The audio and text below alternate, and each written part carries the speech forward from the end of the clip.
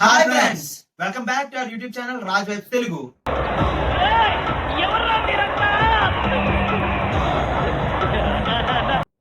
ఈరోజు టాపిక్ ఏంటి?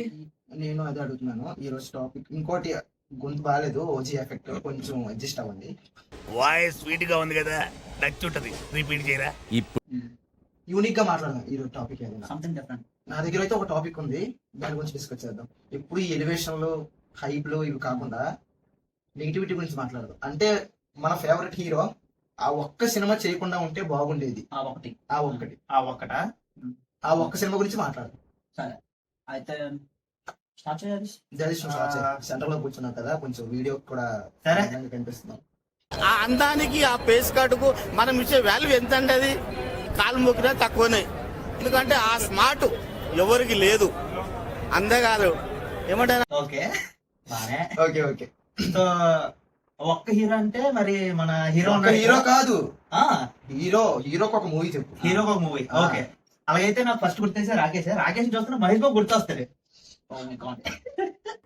నన్ను దింగుతారేంట్రా మీరు అందరూ? నన్ను దింగుతా, అందరు నన్నే దింగండి.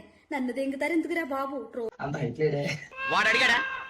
హైట్ లేకపోయినా ఫ్యాన్ కదా. సో నాకు ఫస్ట్ గుర్తొచ్చేది మహేష్ బాబు ప్రమోషన్ చేయకుండా ఉంటే బెటర్ అనిపిస్తుంది ఎప్పుడు. ఒక్క మంచి మాట.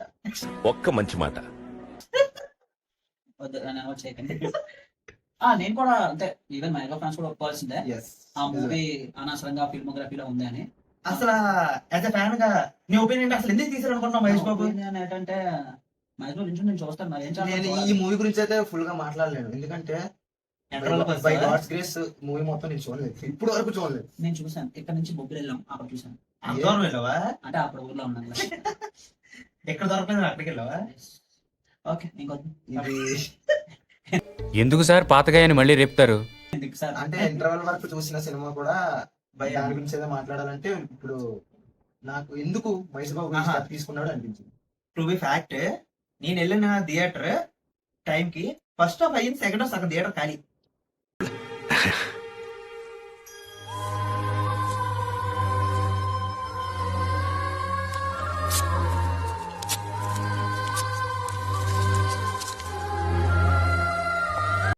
నాకు ఇక్కడ ఇంకోటి అనిపిస్తుంది ఏంటంటే, డైరెక్టర్ ఎవరైతే మూవీ డైరెక్టర్ అతను హీరోకి చెప్పిన స్టోరీ ఒకటి, తీసిన స్టోరీ ఒకటి ఏమో అనిపిస్తుంది మేబీ అవ్వచ్చు కదా.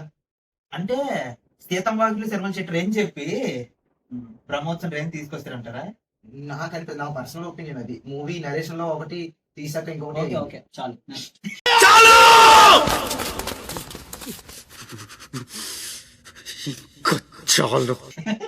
బాగా నాకు అంటే అల్లు అర్జున్ది ఒక మూవీ బాయ్ బాయ్ది బాయ్.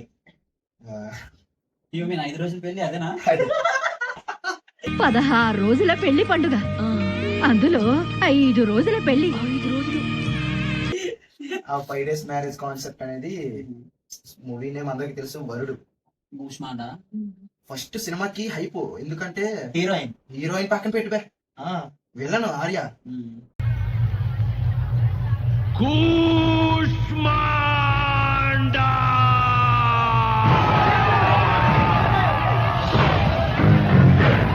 వరకు తెలుగు మూవీస్ లో చేయలేదు అనుకుంటాను. అంటే అలాగా వేరే ఇండస్ట్రీ నుంచి తీసుకురావడం కొంచెం అనా ఒక హీరోని విలన్ గా అండ్ కట్అవుట్ ట్రైలర్ లో అతని డైలాగ్స్ చాలా బాగుంది. అంటే మూవీ ఎక్కడికో వెళ్ళిపోద్ది అనుకుంటే పాయింట్ ఏంటంటే ఒక అద్భుతం లోపల ఉందన్న టెలివిజన్ ఇచ్చారు, చూపించకుండా అసలు రివీల్ చేయదు అక్కడ హీరోయిన్. అంటే మళ్ళీ డిగ్రేడింగ్ మాట్లాడాను కానీ ఆ హీరోయిన్ అంత లేదు, అంతలాగా అంటే అక్కడ జనంకి హైప్ పెంచినంత వర్తీనెస్ కాదు. నార్మల్ గా ఉంటారు హీరోయిన్. అంటే 5 రోజులు పెళ్లి, లాస్ట్ లో న్యూక్లియర్ ప్లాంట్ లో ఫైట్. సెట్ అది ఎవరు మనశాఖర. ఎందుకు ఇవన్నీ? ఎందుకు అంత బాగానే ఉంది కదా, ఎందుకు ఇవన్నీ నీకు? 5 days మ్యారేజ్ కాన్సెప్ట్ అయితే అసలు ఎక్కలేదు. అసలు బాయ్ దేనికి టెంప్టెడ్ అంట? మరి బాయ్కే తెలియాలి. బై గాడ్స్ గ్రేస్ అది మ్యాచ్ లో తగాల్సింది, అది డైవర్ట్ అయింది. Just miss. చచ్చిపోతుంటరా. అంటే బ్రహ్మోత్సవం ముందే చూడాల్సింది మనం, మిస్ అయింది అనమాట. ఓకే, నెక్స్ట్ మూవీ మన ప్రభాస్ కి అయితే నాకైతే 2 మూవీస్ ఉన్నాయి మైండ్ లో. ఒకటి కొంచెం పర్లేదు రెబల్ కొంతవరకు. ఆ లాస్ట్ లో క్లైమాక్స్ లోని ఇవే ఓవర్ గా ఉంటాయి తప్ప ఇంటర్వల్ వరకు బాగానే అనిపిస్తుంది. రెండోది రెండోది మనకు తెలిసింది అందరికి, come to my room. Adipurush. నేనైతే రెండిట్లో చూస్ చేసుకోమంటే ఆదిపురుష్ చూస్ చేసుకున్నాను. అంటే ఆదిపురుష్ సినిమాకి ప్రతి థియేటర్ లో ఒక సీట్ ఆంజనేయ స్వామికి వదిలేశారు. ఆంజనేయ స్వామి కూడా ఓటీటీలో చూద్దామని వదిలేశారు. అందరూ ఆదిపురుష్ అంటే నేను రెబల్ ఎందుకు అంటే మరీ ఓవర్ ద టాప్ ఉంటది. ఇచ్చిన ఎలివేషన్ గానీ నీకు ఆడియో లాంచ్ లో అయినా ఇలా రాఘవాలని అట్లీస్ట్ చూడగలం కదా. చూడగలం కొంతవరకు. కానీ నాకు ఈ రెండు మైండ్ లో ఉన్నాయి. ఆదిపురుష్ అయితే మాత్రం వాళ్ళు ఇచ్చిన ఆ బడ్జెట్ గానీ నీకు సిగ్గు కూడా ఉందంటరా. నువ్వు తినే తిండికి నువ్వు చదివే చదువుకి ఏమన్నా బ్యాలెన్స్ అవుతుందంటరా. ఇచ్చిన ఓవర్ హైప్ గానీ మెయిన్ ఆ రాముడి థీమ్ మనకి మొత్తం హోల్ ఇండియా కనెక్ట్ అవుతుంది. అలాంటిది పట్టుకొని మైథాలజీ అంటే మైథాలజీ టచ్ అంటే నీకు గేమ్ ఆఫ్ థ్రోన్స్ లా ఉంటుంది చాలా మటుకు సెట్స్ గానీ, నీకు రాముడి స్పైక్స్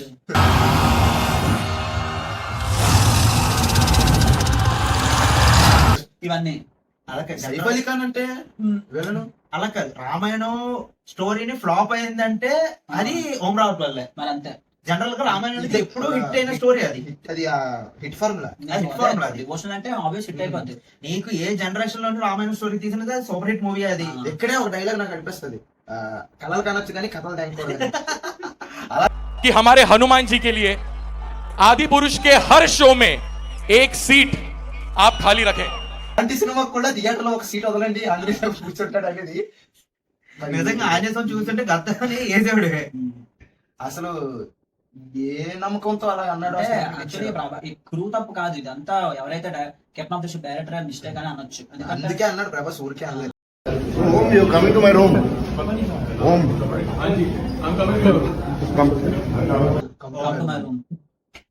నెక్స్ట్ నీకే. సో నాకు ఇంకోటి ఏంటంటే రామ్ చరణ్. ఓకే.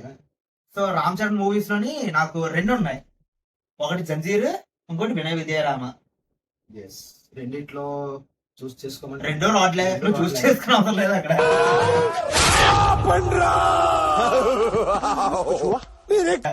రాడ్ రెండు రాడ్లు అంటే రెండు రాడ్లలో కొంచెమైనా పెయిన్ తక్కువ ఉండేది. రాడ్ దిగితే మరి పెయిన్ ఉంటుంది కదా. ఆకలేసిన వాడు అమ్మా అని ఒక రకంగా అంటాడు, ఎదురు దెబ్బ తగిలిన వాడు అమ్మా అని ఒక రకంగా అంటాడు. నాకు ఎందుకు వినయ విజయరామ పర్లేదు, తెలుగు కూడా తీసాడు పర్లేదు. బాలీవుడ్ కి రాడ్ ఎందుకు తిప్పుకోవడం అంటే అప్పుడు అదో ఫ్యాషన్ లో అప్పుడులోని.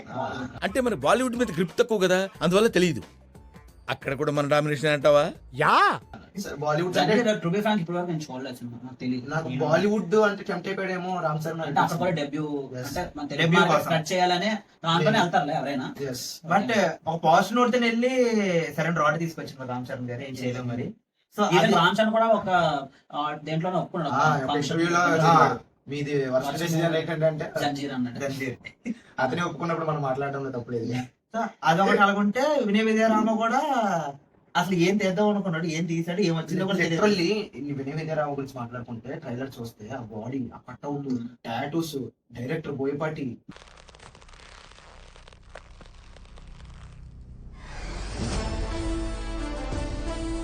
మరి అక్కడే మోసపోయాం కదా. అక్కడే మాకు చాలా పెద్ద దెబ్బేస్తుంది. గుర్తుందో లేదా మన 5 గంటలకి వెళ్ళిన మార్నింగ్ 5 o'clock షోకి వెళ్ళిపోయి నేను డ్రెస్ కూడా చేయకుండా వెళ్ళిపోయాను. ఉక్కిరి బిక్కిరి అయిపోయాం. బ్రష్ చేయకముందు 100 మంది, చేశాక 100 మంది, చేస్తూ 100 మంది. దారి అడగడానికి 100, దారి తెలిసాక 100, దారిలో 100, మొత్తం 300 మంది. అయినా కిక్రాలా చంపేశాడు సరదాగా. అది ఎలా వచ్చిందో మరి ఆ డైలాగ్ థాట్. ఏమో మరి అది అలా ఎలా తీయాలనిపించిందో, ఎలా ఒప్పుకున్నాడో కూడా అర్థం కావట్లేదు నాకు. బాగానే ఉంటది, అనిపిస్తుంది.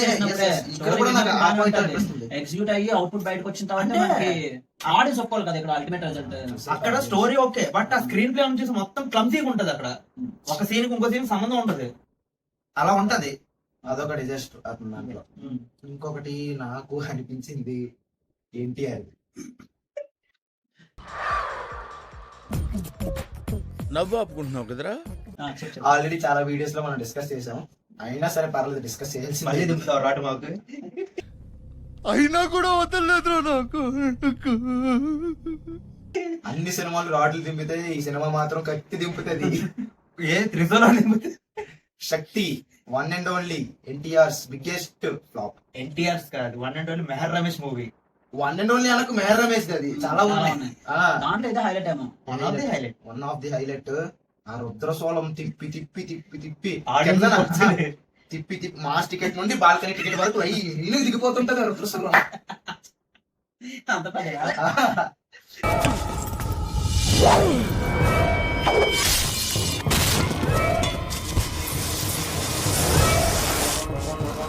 దిగితే కింద నుంచి పై వరకు వెళ్ళిపోవడం. ఈ వరకు అప్పుడు వెళ్ళిపోతుంది. నీకు ఎన్టీఆర్ కూడా A1 స్టార్ గా డిక్లేర్ చేశారు.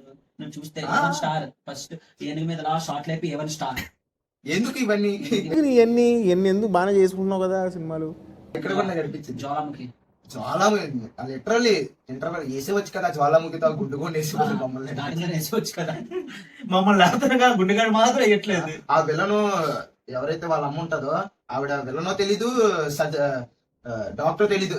సర్జరీ చేయాలి కళ్ళు ఇప్పేసి కత్తి పోసేది అంతే అయిపోయింది. ఫోర్త్ తీసి ఇందులో తీసి అందులో పెట్టి చిన్నదైన లాజిక్ ఉండాలి కదా.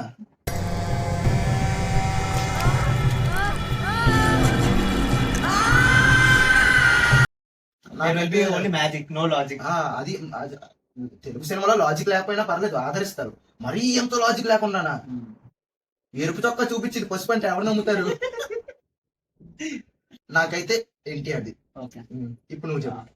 నాకైతే పవన్ కళ్యాణ్ మూవీలోని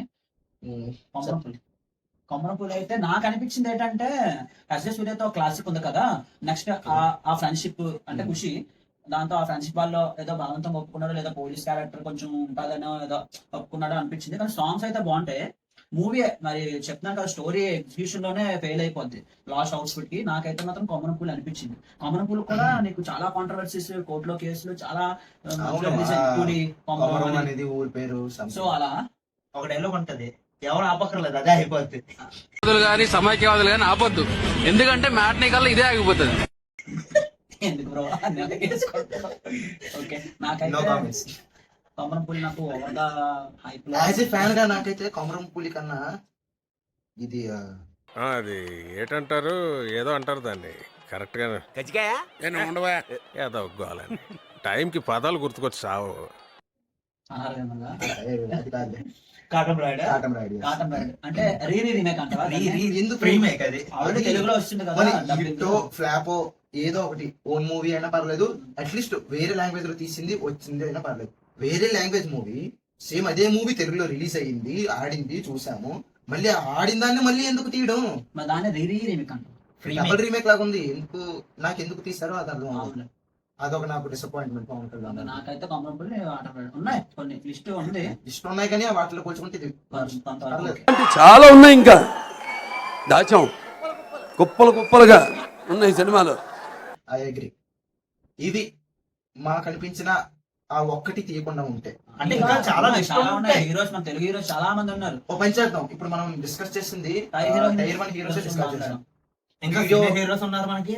వీడియో లెంత్ కూడా ఎక్కువ అయిపోతుంది కాబట్టి సో టైర్ 2 హీరోస్ గురించి పార్ట్ 2 చేద్దాం. టైర్ 2 ప్లస్ సీనియర్ హీరోస్ కలిపి పార్ట్ 2 చేద్దాం. ఎస్, మీరు కామెంట్ లో చెప్పండి. ఈ వీడియోకి ఒక 1000 వ్యూస్ వస్తే మనం చేద్దాం. ఎస్, నిజమే. టార్గెట్ ఈ వీడియోకి కనుక మనం అనుకున్నట్టు రీచ్ వస్తే టైర్ 2 హీరోస్ కూడా పార్ట్ 2 కింద చేద్దాం.